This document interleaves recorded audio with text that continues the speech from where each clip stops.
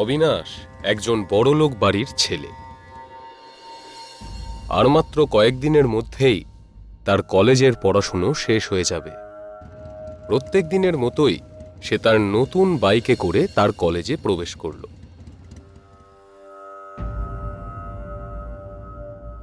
কিরে ভাই, এই স্পোর্টস বাইকটা তুই কিনে নিলি? হ্যাঁ, দুদিন আগেই আমি বাবাকে বলেছিলাম এই বাইকের ব্যাপারে। তার পরের দিন সকালে দেখলাম বাড়ির বাইরে বাইকটা দাঁড় করানো আছে। আরে ভাই, তোর ভাগ্যটা কি ভালো রে। তোর ভাগ্য যদি একটু পেতাম তাহলে প্রতিদিনের মতো বাসে ধাক্কাধাক্কি করতে হতো না। আমি যেটা তোকে খোঁজ নিতে বলেছিলাম, তুই কি খোঁজ নিয়েছিস? আরে ভাই, তুই পাগল হয়ে যাচ্ছিস গৌরীর জন্য। আরে ভুলে যা না ওকে। দেখ, কলেজে ওর থেকেও ভালো ভালো মেয়ে আছে ভাই। সোজাভাবে বল, গৌরী কোন ছেলেকে ভালোবাসে আমাকে বল। যদি তুই খোঁজ না লাগাতে পারিস তাহলে আমি নিজেই খোঁজ লাগাবো। আরে আরে দাঁড়া, আমি খোঁজ নিয়েছি।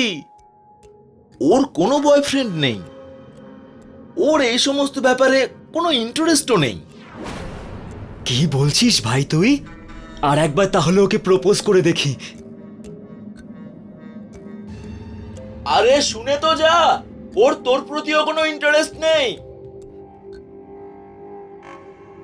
অবিনাশ সত্যিই গৌরীকে পছন্দ করত, কিন্তু গৌরীর তার প্রতি কোনো রকম আকর্ষণই ছিল না।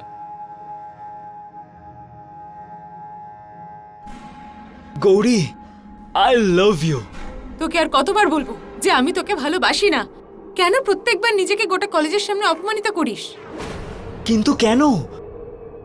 তুমি আমাকে কেন ভালোবাসো না? কি কমতি আছে আমার মধ্যে বলো? কোনো খামতি নেই তোর মধ্যে।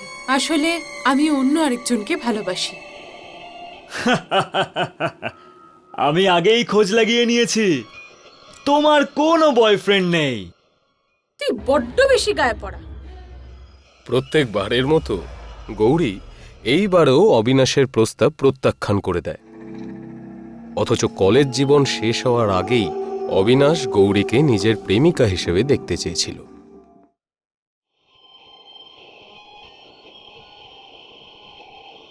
এইবারও ও আমাকে আবার না বলে দিল। তোর মুখ দেখেই বুঝতে পেরেছিলাম আমি, গৌরী এবারেও তোকে নিশ্চয়ই না করে দিয়েছে। ওদিকে দেখ, কলেজের সব থেকে হট মেয়েটা তোকে পাত্তা দিচ্ছে, আর তুই ওই গৌরীর পিছনেই পড়ে আছিস। আরে ছাড় না ভাই, আরে একবার চেষ্টা তো কর। আমার মাথাটা এমনিতেই গরম হয়ে গেছে। তুই আর গরম করিস না। আমি তো এটাই বুঝতে পারছি না, গৌরীর মধ্যে এমন কি আছে যার জন্য তুই পাগল হয়ে যাচ্ছিস। জানি না ভাই, কিন্তু ওর মধ্যে কিছু কিছু অন্য ব্যাপার আছে। তুই যদি এরকম রোমিওর মতো প্রপোজ করিস না, তাহলে ভাই এই জন্মে গৌরী কখনোই তোর হবে না। আরে ইয়ার, তাহলে কি করব আমি? কালো জাদু, কালো জাদু কর ওর উপরে। তারপর দেখ কিরকম দৌড়ে দৌড়ে তোর কাছে চলে আসবে। কালো জাদু? এরকম কিচ্ছু হবে না। তুই কি সব বলছিস? আরে ভাই, সবটাই হয়, কিন্তু কেউ বলে না। তুই তো জানিসই আমার বাবা কত বড় একজন কিপ্টে। আরে এক নম্বরের কিপ্টে লোক একটা। কত বছর ধরে আমার মা একটা গাড়ি নেওয়ার কথা বলছিল, উনি উনি সেটা নিলেন না। তারপরে আমার মা ওই মন্দিরের পিছনে যে গুহা আছে না, হ্যাঁ হ্যাঁ, সেখানে একজন কালো জাদু করে এরকম এক বুড়ি থাকে। সে মাকে একটা পাউডার দিয়েছিল আর বলেছিল দুধের মধ্যে মিশিয়ে খাইয়ে দেবে তোমার বরকে। 2 দিনের মধ্যেই বাবা গাড়ি কিনে নিয়েছে। ওরে বাবা, কি বললি তুই? অবিনাশ গোটা রাত জুড়ে করণের বলা ওই কালা জাদুর ব্যাপারে ভাবতে লাগলো। আচ্ছা, আমিও কি কালো জাদুর সাহায্য নেব গৌরীকে নিজের করে নেওয়ার জন্য? ঠিক রাত 2:30টার সময়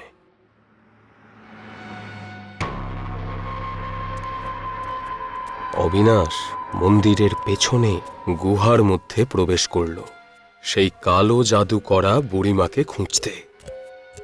আরে বুড়িমা, ও বুড়ি দিদা, কেউ আছো এখানে?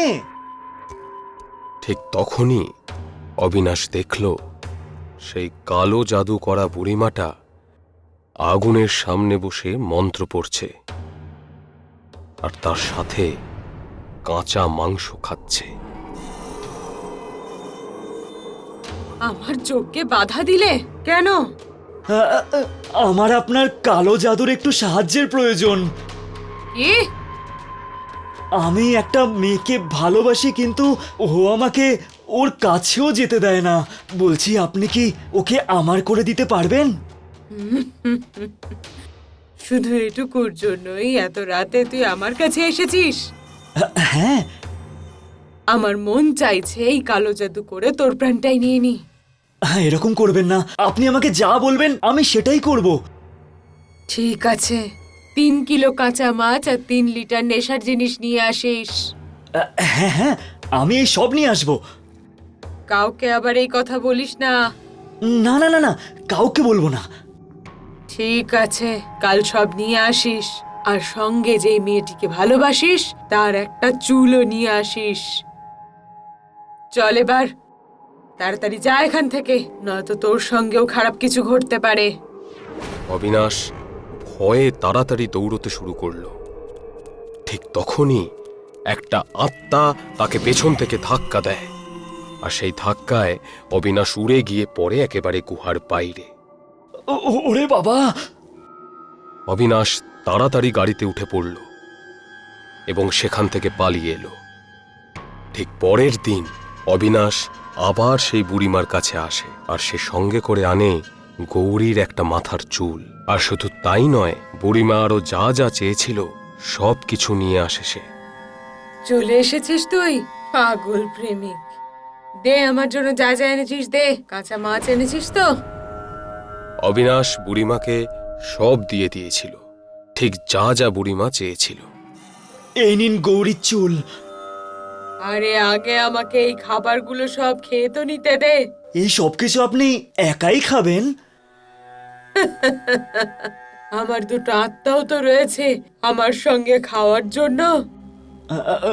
আমার ভয় লাগছে, আপনি আগে আমার কাজটা করে দিন। এই নিন গৌরীর চুল। শান্তিতে একটু খেতেও দিচ্ছে না। ঠিক আছে, দে আমাকে চুলটা, আর একটা তোর মাথার চুলও দে। বুড়িমা গৌরী আর অবিনাশের মাথার চুল একসঙ্গে বেঁধে দেয় আর কয়েকটা মন্ত্র পড়ে সেগুলো আগুনে জ্বালিয়ে দেয়। যা, তোর কাজ হয়ে গেছে। এবার সত্যি গৌরী আমাকে ভালোবাসবে, তাই তো? মৃত্যু পর্যন্ত, যতদিন না তোদের মধ্যে কেউ একজন মারা যাবে ততদিন এই কালো জাদু কাজ করবে। ঠিক তার পরের দিন অবিনাশ যখন কলেজে গেল, সে দেখল গৌরী তার দিকেই তাকিয়ে আছে। অবিনাশ বারবার লুকিয়ে লুকিয়ে দেখল গৌরী এক দৃষ্টে তার দিকেই তাকিয়ে আছে। ঠিক কিছুক্ষণ পরেই গৌরী জোরে অবিনাশকে ডাকতে শুরু করল। অবিনাশ! সেই প্রথমবার গৌরী এভাবে অবিনাশকে ডেকেছিল। অবিনাশ প্রচণ্ড উৎফুল্ল হয়ে পড়ে। অবিনাশ! অবিনাশ অবাক হয়ে তাকিয়ে থাকে গৌরীর দিকে। আই লাভ ইউ অবিনাশ, আমি তোমাকে খুব ভালোবাসি। অবিনাশ গৌরীকে জড়িয়ে ধরে। সে গৌরীর প্রতি তার ভালোবাসা উজাড় করে দেয়, আর তারপর থেকে তারা একসঙ্গে ঘন্টার পর ঘন্টা ঘুরে বেড়ায়। অবিনাশের প্রতি গৌরীর ভালোবাসা আরও বেড়ে যেতে লাগলো। একদিন অবিনাশ রানীর সঙ্গে কথা বলছিল। ঠিক তখনই গৌরী সেখানে এসে দাঁড়ায়। অবিনাশ, চলো ক্যান্টিনে যাব। হ্যাঁ, তুমি যাও, আমি আসছি। এক্ষুনি চলো অবিনাশ আমার সঙ্গে। কিছু সময়ের মধ্যেই গৌরীর এই ভালোবাসা একটা ঘোরে পরিণত হয়।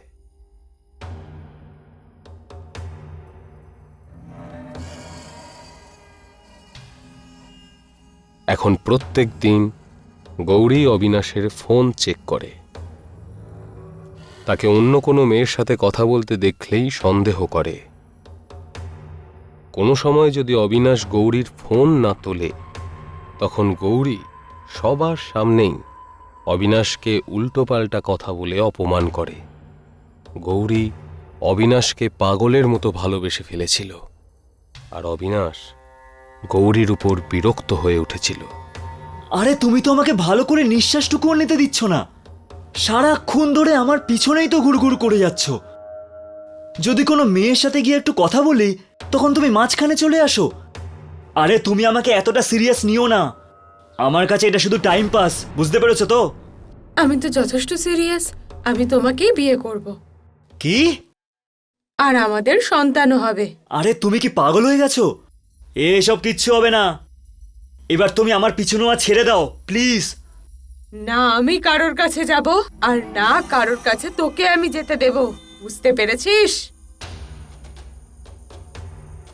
গৌরী প্রচণ্ড রেগে গেল, তার চোখ দুটো লাল হয়ে গেল, আর সেটা দেখেই অবিনাশ প্রচণ্ড ভয় পেয়ে যায়, আর আবার সেই বুড়িমার কাছে সে যেতে শুরু করে।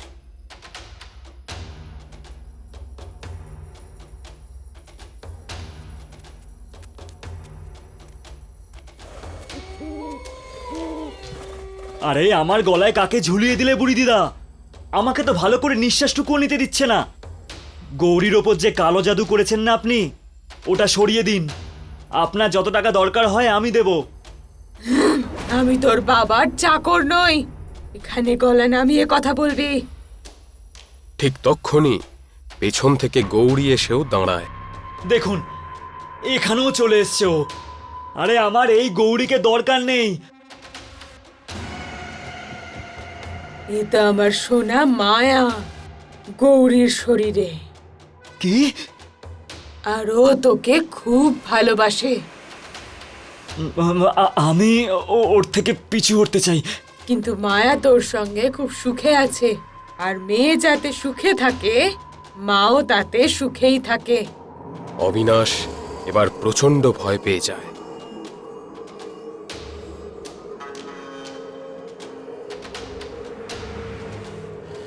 সে যত তাড়াতাড়ি সম্ভব তার ছোটবেলার বন্ধু রানীর কাছে যায়।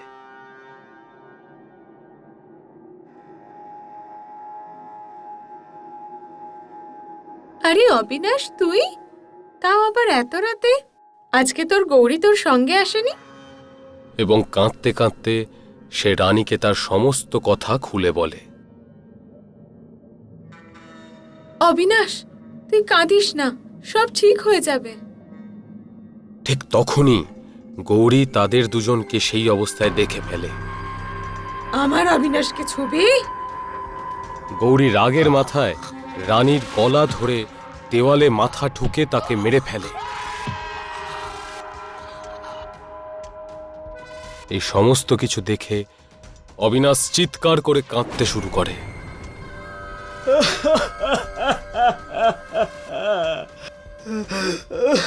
রানী!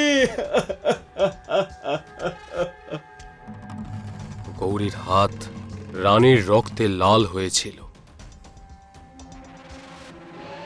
আর সেই হাত দিয়েই গৌরী অবিনাশের মাথায় হাত বুলিয়ে দিতে থাকে।